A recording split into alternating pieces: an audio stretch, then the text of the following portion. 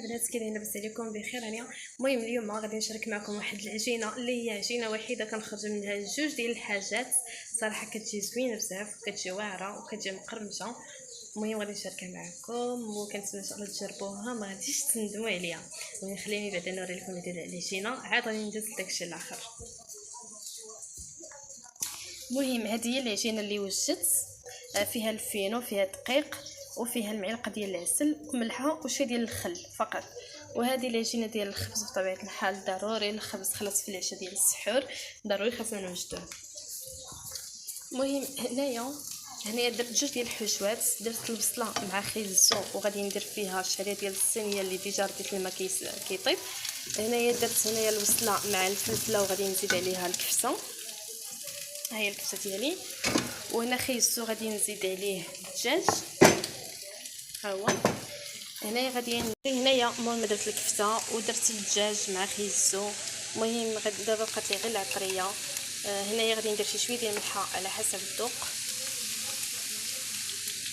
غادي ندير شويه ديال البزار هانتوما معلقه معمره، غادي ندير شويه ديال التحميره. المهم كندير لهيه وهنا باش ما نضيعش الوقت غادي ندير شويه ديال السكينجبير شويه مع الدجاج حيت اصلا الدجاج كيبغي السكينجبير بزاف. هنايا غادي ندير شويه ديال القزبور اليابس، انا ما كنديرش انا الخضر كندير غير القزبور اليابس زوين صافي. هنايا المهم هنا في الاخر غادي نزيد عليه الشعريه الصينيه، وهذه ديال الكفته مع الفلفله في الاخر غادي نزيد عليها جوج معالق ديال الجبن هانتوما اللي هو صراحه كيعطي ليها واحد المذاق اللي هي زوينه بزاف صراحه. المهم البنات هنايا في هاد التعميره هذه غادي نزيد عليها الدانونه مسوسه ماشي بالسكر، ديجا درت فيها زيت الشعريه الصينيه زيتها الفلفله صافي. هنا غادي نزيد الدانونه، غادي نزيد شويه ديال الهريسه حيت حنا ما كنبغيوش الحار بزاف، يعني غادي ندير غير شويه وصافي. وغادي ندير عاوتاني شويه في التعميره ديال الكفته.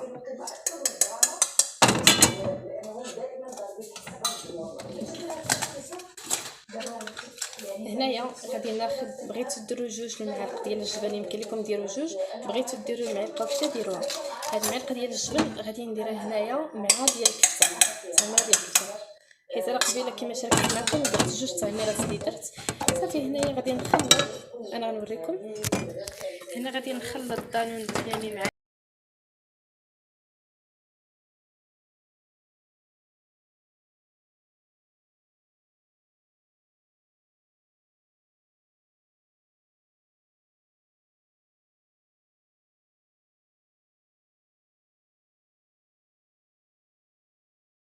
الناس. كاين لاباس عليكم بخير؟ المهم رجعت لكم مر الفطور.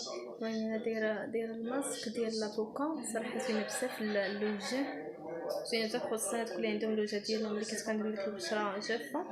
لافوكا صراحه زوينه كترطب المهم زوينه اي حاجه طبيعيه زوينه البشره.